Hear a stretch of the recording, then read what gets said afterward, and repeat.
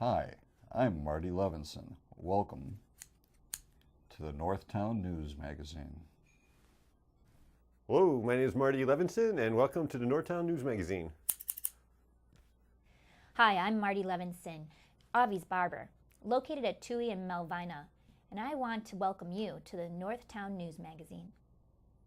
Come on, baby, don't you wanna go? Come on, baby, don't you wanna go back to that lemon light city? Hi, I'm Marty Levinson. Welcome to the Northtown News Magazine show with the greatest cameraman around, Sonny Hirsch, and your host, Avi Myers. Thank you, Marty. Avi Myers, Northtown Neighborhood News Magazine, a presentation of Sonny Hirsch and myself. Dial us up on the web at www.ntnm.org. 250,000 shows watched. Thank you so much. We hope you caught the recent interview with Terry O'Brien, where and if you haven't, you can go to YouTube and catch it all. He explains in great detail what the problem is with all the rain and the water and the flooding and all the rest of it, and why Chicago, just having clay, a solid layer of clay under 2 to 3 feet of soil, can't absorb all that water. So no matter how much you might read that Milwaukee did this and Boston did this, you know what? A 1 gallon container only holds 1 gallon. And however much the ground can hold, it holds, and it runs off afterwards, even if the whole thing is green. You know what? When you get enough water saturating, it's a problem. So keep that in mind. Community policing, we're all big on that, caps24.org. Sonny Hirsch in his spare time is chairman of the District Advisory Committee of the 24th District. The 24th sector, which is West Rogers Park, meets the, sorry, Sonny, the 10 sector, which is 24, 11, 12, and 13, or in order 24, 13, 12, and 11, I like that order better, meets on the second Tuesday at 7 o'clock, various locations. Go to caps24.org to see the schedule. The commander does show up at most of the meetings, not necessarily for the whole meeting. He's a busy guy, but he's been great. And we want to take our hat off to Thomas Waldera for continuing community policing in the neighborhood, our new commander, and to Sergeant Kane and Officer Moore and Stracula. Thank you so much. We appreciate the job you are doing. National Night Out is Tuesday, August 6th in Sonny Hirsch's beat, which is Devonta Peterson and Kezita Ridge. National Night Out will take place at Greenbrier Park, just off Peterson and Washtenaw. And you can go to caps24.org for details. It'll start around 6 o'clock. There will be giveaways for the kiddies. In 2412, we're going to meet at Warren Park. That's Devonta Pratt and Kezita Ridge.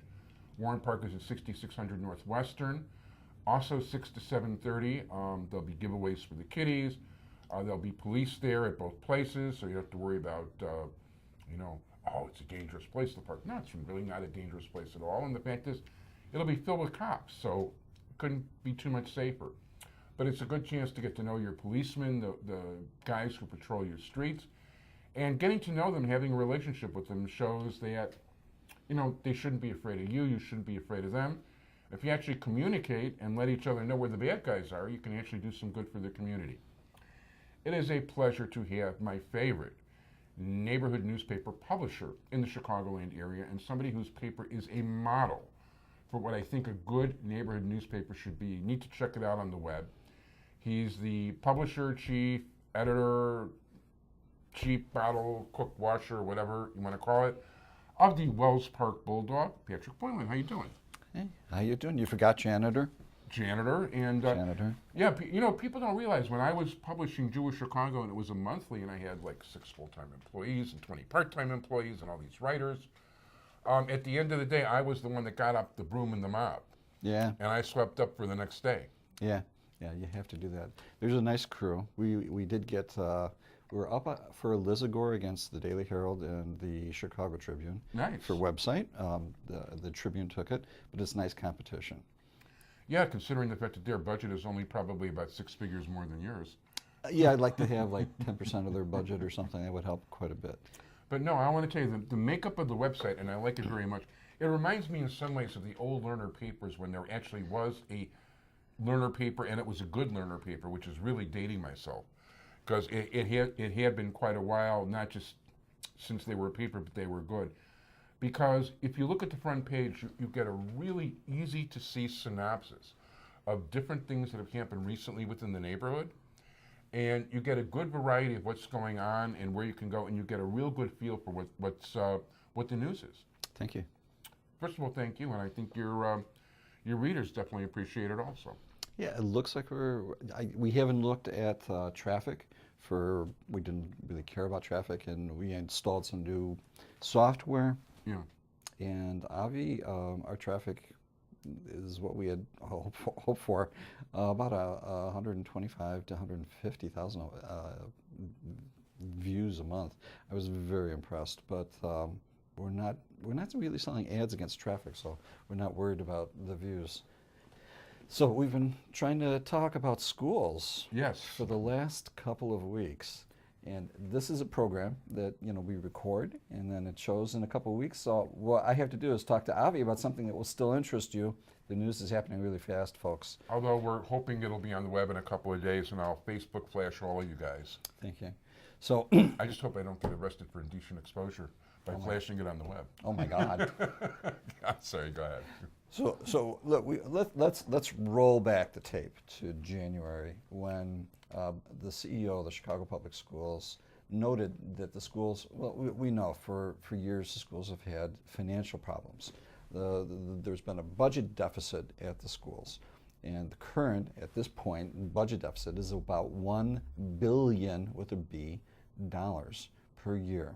Now, they're making that up with some bookkeeping, moving things around that some people say they shouldn't probably do, where they're getting early tax revenues from the county. Basically, when you pay your property tax, those bills were going out late up until last year. Last year they went out on time. People paid the property taxes on time. They're now counting that in the year they received the money instead of the year when they traditionally got it, which is moving things ahead. Some various problems. In late last year, when they began talking about closings, hundreds of schools. You have $1 billion deficit. What do you do? Do you disagree with the idea that they should close something, that they should consolidate something to try and close this deficit?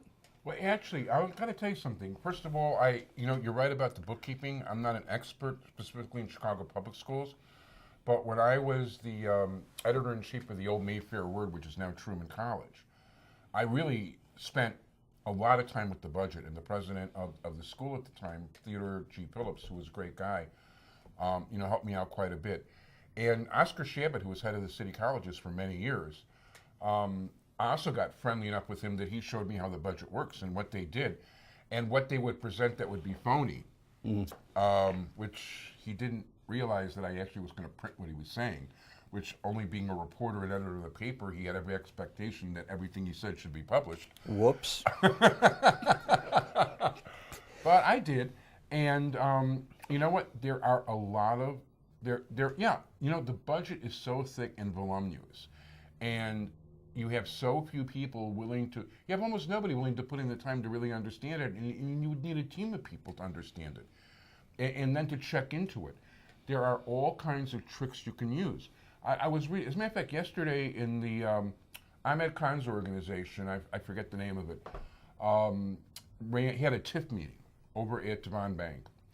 And Ben Jarofsky, who's the guy that made the TIF stuff famous, together with Tom Tresher, who I want to say is a Green Party guy. He was a Green Party candidate for Cook County board president. So I think you're having Roger Keats. Roger Keats is going to be here later today. They ran together in the Preckwinkle the first time Preckwinkle. And by the way, Terry O'Brien, who was here earlier today, also was a candidate that ran against Preckwinkle. That's right, in the primary. Yeah. So we're a lot of Cook County board candidates. I read an account of the meeting on Progress, Illinois, which basically is a political site, so I'm going to take certain things with a grain of salt. As opposed to being a newspaper. I mean, Progress Illinois has a definite agenda. The same way that Breitbart has an agenda, Progress Illinois has an agenda. But certain things I'll take as fact when they're actually quoting people from the audience, although you can misjuxtapose and all the rest of it. And Bernie Stone happened to attend the meeting, longtime alderman of the 50th Ward, who certainly is one of the few people that understands the city's budget from his tenure in city council a lot better than most people. And he basically felt, and I've talked to him about this in the past, so I don't know exactly what he said yesterday, but he basically did say, according to the quote, and I'll take the quote to be an accurate quote, that the city has enough money, and you should not believe what the city's saying about it. And a lot of this can be bookkeeping. I mean, you know, if you're running a business that's, let's say, a $1 trillion business, and you're behind 100, well, let's do city terms. Let's say it's $1 billion business, okay? And let's say you're behind $120 million. That means you're paying your bills in 30 days. You know, that's basically what, something like that, or maybe even less. But, you know, in other words, so you're paying your bills. Like when I was in business, I mean, I wish I could have paid my bills every 30 days, you know, when I had a monthly newspaper. It's wonderful that way. You let your suppliers know honestly what you're doing. So, and not to mention property and all the rest. But you know what? I'm getting off the subject. I don't think you close schools because there's a deficit. And I think it's detrimental to students to have too big a school. I think the larger a school is, the more unmanageable it is. You only have so much administration, and it's hard to handle. I think a smaller school is easier to manage. I think the only valid point to closing schools might be the lowering of the population of Chicago. And that happened. Not on the north side, but that happened among blacks on the west side and the south side. Now, what people are telling me is that we're seeing a flight of middle-class blacks from the city. Middle-class blacks fleeing. Does that remind you of anything? I mean, we're the same age, roughly. Yeah. Yes. It's like Most we people could see in the their right mind. You know what? When I was a teenager and the Blackstone Rangers, now known as El Rucan, took over South Shore, people fled to well, I'm still in West Rogers Park, but a lot of people went to Skokie or Northbrook or wherever else. You need decent schools, and if the middle class decides that they're not getting decent schools, they're going to flee, which is going to depress your housing value. And I don't know how much, if you're like a typical American family, like me, most of our equity is tied up in that the brick and mortar and the wood and the vinyl. Yeah, so, I is that way. Yeah, so Except they don't have the vinyl. Bricks and mortar. it's wonderful stuff. You can change the color every 20 years. So this is a little bit frightening proposition that the black middle class is fleeing the city because of the schools and what the schools have done with the closing. Whether you think they should have closed schools or not, has basically created an issue that makes people trust Chicago Public Schools less. And as we're talking yesterday, Barbara Bird Bennett, the CEO of the CPS, came up with a 5-pillar plan that would include mentoring students and other things. One of the pillars was we're going to try and regain the trust of the community. Damn it, you'd spent 6 months. What's a substitute for one of the 7 words? You spent 6 months getting rid of, destroying your credibility in the community with the way you closed the schools. Now you're saying, hey, we're going to restore it with some plan. You should have thought of this 6 months ago when you decided you were not going to listen to people as you closed schools. Now, the north side did not close many schools, Avi. No, as a matter of fact, I noticed the closest one to me, and I'm on the far north side of the city, was probably somewhere around Lawrence. So we're talking about Trumbull. Yeah. Trumbull was merged into, Trumbull's gone, basically. Although the parents of Trumbull just were at Andersonville Midsummerfest. They collected, I think, $5,100. They're buying, they have $116,000 in the LSC chest. They're going to use that before the end of the year. We're already in June. They're going to buy $116,000 worth of iPads for the students of Trumbull before Trumbull is closed. Trumbull also has WPAR. They're going to take Trumbull. Oh, by the way, which is worth quite a bit of money, and that's another thing. But, you know, Ben Jaworski did a thing about Chicago's hidden treasures, and that's something Bernie Stone's talked about also. This artwork and all this property Chicago's sitting on, yeah, it is a gigantic bank account that can be used. I guess we could use it for that in an emergency, but it's a shame to see it move into private hands. So Trumbull's going to be broken up. The LSC, the parents at Trumbull, and there have been Ali Burke in particular, and James Morgan would be wonderful guests, I think, on your show. They could explain what's going on at Trumbull. They could tell you what's happening. There's like a 30-some% population of special needs children who have Wow. IEP at Trumbull. And they are going to be broken up between two schools, McCutcheon and McPherson. McPherson has some very strong capabilities in this area. McCutcheon, I don't know about. McCutcheon is going to almost double its population of Wow. special needs children. Can McCutcheon do that? I don't know. That's one problem. The next closest school would be the Stockton Courtney merger. Courtney is directly across the street, almost. Well, it's on the corner where Rahm Emanuel lives. And this is a school that works. I guess, not in my neighborhood for not in my neighborhood. He's in my neighborhood. We watch what's going on. Courtney. Yeah, I wish he wasn't in your neighborhood or our Chicago neighborhood. And one thing I do want to say real quick about, you know what? You finish your thought and then I'll. Okay. They had a successful model at Courtney. It was working. The kids has gone up as high as like 94, 95, 96%, meeting or exceeding standards. Right now it's back to 88, and because of that, it dropped down to a tier 2 school, but it's still, and it doesn't have a principal. There are some things behind that. It's a small school. It accepted students from all over the city on, I believe it was a lottery system. A parent might want to correct me and say it was selective enrollment, but I believe it changed to lottery 2 years ago. They want to take that school and move it to Stockton. They haven't changed the boundaries at Stockton. Stockton remains within this uptown boundary. So the parents at Courtney are telling me they're going to withdraw their kids. They're not going to go to Stockton. So Stockton is going to see a temporary bump in enrollment, and then it's going to, in a couple of years, we're going to hear about Stockton, which has excellent facilities for IEP kids, and there's a couple things about that population which are very exceptional if you look at the figures. They're headed back into this entire rigmarole where we want to close schools that are underused. They didn't fix the problem at Stockton. They destroyed a perfectly good school at Courtney in the process. The Courtney parents came forward with a plan that would have retained Courtney, and the school district didn't listen. And the school district has misled people by saying, oh, well, listen if you have a plan. The Courtney parents came up with a plan. They never listened to them, never interacted with them. Avi, this is like, this has been a big story all year. Linda Lutton at WBEZ and Sarah Karp, I believe Sarah's last name is Karp, at Catalyst have done an outstanding job covering this. They have dug into the numbers that you were talking about. This is an incredible situation of chutzpah. Is that okay to say? Chutzpah. Sorry, Which means West Side Irish Catholic kid. Here. To say nerve, like unbelievable nerve beyond belief. It's like annoying New Yorkie type nerve. That's what it boils down to.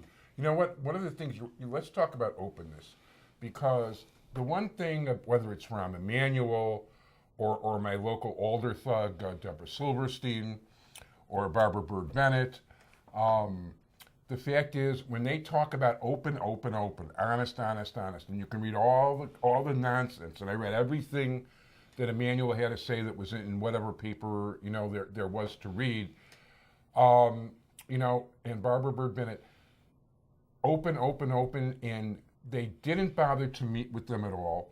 Karen Lewis, who I have problems and sympathy with at the same time, I mean, it's like a mixed bag.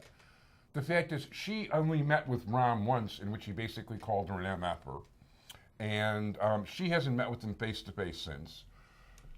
There is no real, I don't understand why they wouldn't sit down with the parents, and the people from these schools and the teachers and the principals and try to find out what's really going on and come to a conclusion, rather than somebody in an isolated central office crunching numbers and saying, you're going.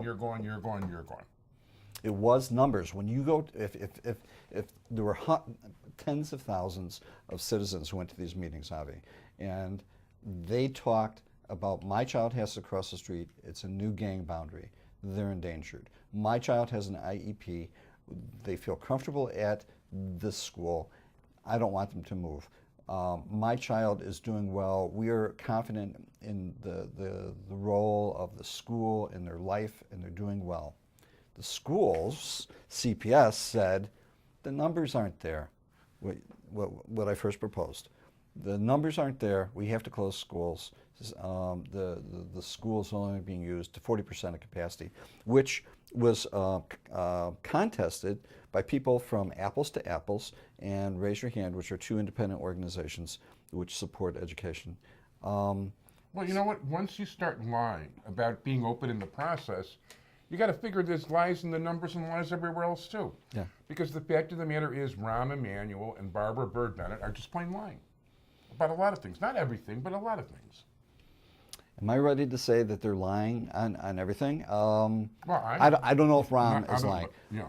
But Bird Bennett, I don't trust. And I guess you want to use a strong term, lying. She has definitely misled the public. She has given bad numbers to the public. They have done things that you've watched just to meet the letter of the law and not the spirit of the law, and trying to interact with parents in the community. And now she's coming back and she's saying, well, we want to build the trust with the community. Excuse me, you're going to build the trust with the community? You need to find the other job that you're already looking for because your 6 months is about up. My God, did I actually say that? It's like this woman was brought in for one purpose. It's like the guy before her, whose name I don't even remember now, was brought in for one purpose. He was supposed to break the unions. She's supposed to close all the darn schools. And then she's going to go off and find something else. There's not been a discussion by a CEO at the Chicago Public Schools about building an educational base for our children. And that hasn't happened under Rahm Emanuel. And that is something that we need to keep in mind when this guy runs again. He has put forward people to do one thing: battle the unions, close the schools. God knows what's going to come up next. Not educate children. This is what is now being called neoliberalism.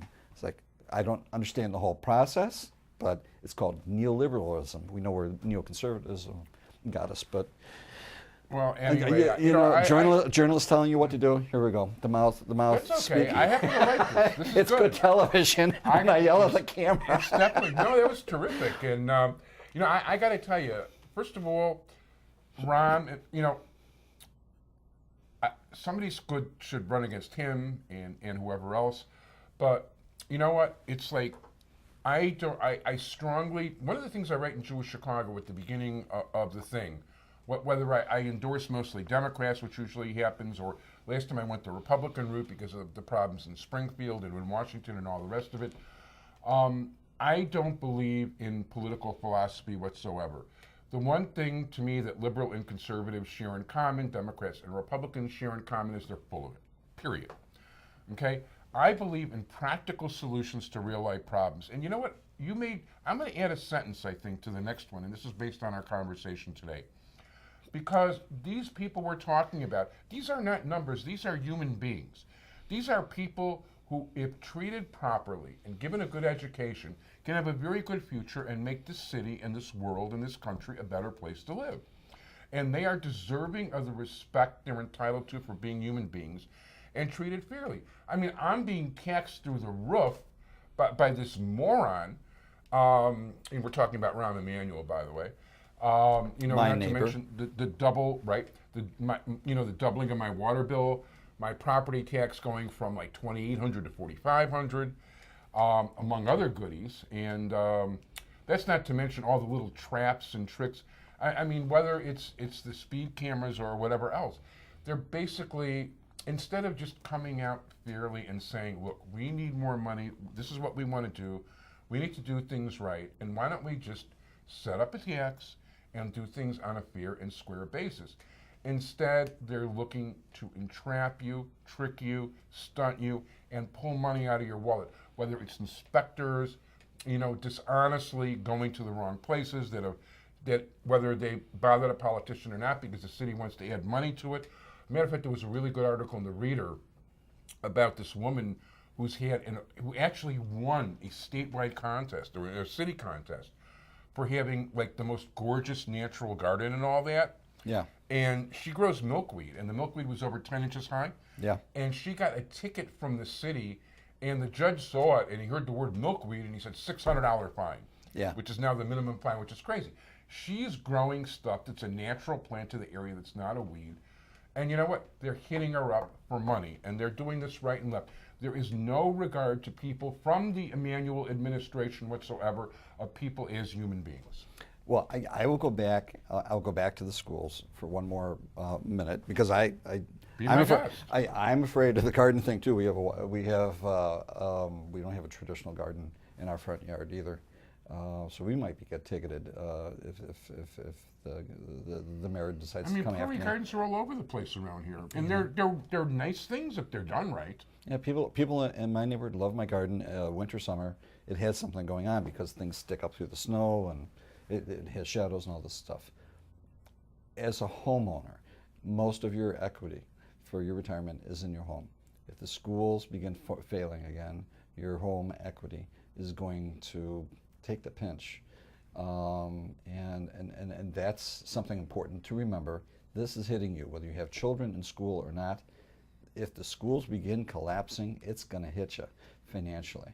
And what we see is a poorly planned scheme at the moment to cut the budget, to help with the budget, to balance the budget. And I don't know where it's going. One of the points, too, I think you bring up a very good point, because the fact is, generally speaking, these middle-class, families that are leaving are likely to put more of an emphasis on education at the home, or they wouldn't be leaving.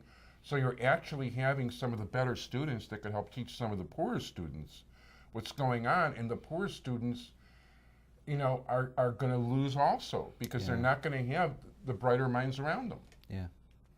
And it's a sad situation. And, Emanuel just wants to get far enough so maybe he'll run as vice president on Hillary Clinton's ticket, or wherever it is he wants to go, or make another $18 million, taking advantage of his job with Freddie Mac or Fannie Mae or Fannie Mac or Freddie whatever. And, he's just a self-serving plank. Call us skeptics, viewers. We've had to deal with the man. We're skeptical. This isn't skeptical. I mean, the truth is, you know what? When do you start saying things are fact? There's a very intelligent man who once taught me. He never would use the word. I was involved in it. With something Jewish. It was around the time of the Nazi March, and he didn't like using the word anti-Semitic. He said, "What does a Semite mean? What kind of meaning does it have? It kind of sounds like a polite term." If you're talking about a real anti-Semite, you're talking about a Jew hater. So don't call them anti-Semites, call them Jew haters. The press gets so polite and they're so afraid. And it's like they just rolled over and bowed down to Ram.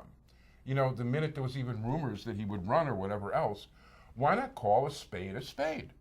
I mean, the guy is a liar start to finish. And his whole track record through his life shows he doesn't care about anybody but himself. I was underimpressed by his congressional time, but that was me as being one of his constituents. But look who that 5th congressional district has had, his predecessor, Rod Blagojevich. So, well, I am proud that I did not endorse him the last couple of times he ran for Congress. But in the meantime, you were worried that we were going to have trouble filling 8 minutes. Guess what? We're running out of time. So, would you like to give us your contact information? Welles Park Bulldog, spelled with an E-S, W-E-L-L-E-S, Park Bulldog, one word.com. We're on Facebook, and we have 2 different conversations going there. So like us on Facebook or follow us on the web. The web is more news. Facebook is more conversation. You'll see things happening a lot faster on Facebook with regards to, here's something that's happening. We're not going to follow up on it. Here's a little bit of news. Interesting way to talk to people. So 2 different conversations. It's really good stuff, and in my mind, far and away the best neighborhood newspaper going. And other neighborhood I'd say other neighborhood newspapers should take a look at it and learn a lesson. But you know what? Why not just read it and learn and enjoy? But in the meantime, we are out of time. I want to thank you very much, Patrick Boylan. When am I going to get my haircut by, Marty? Marty. It's like, Marty. Well, maybe Sonny will give you a haircut in the meantime. Sonny? It's out of control. Yeah, anyway, thank you, Sonny. We are out of time. See Thank ya. you. Bye-bye.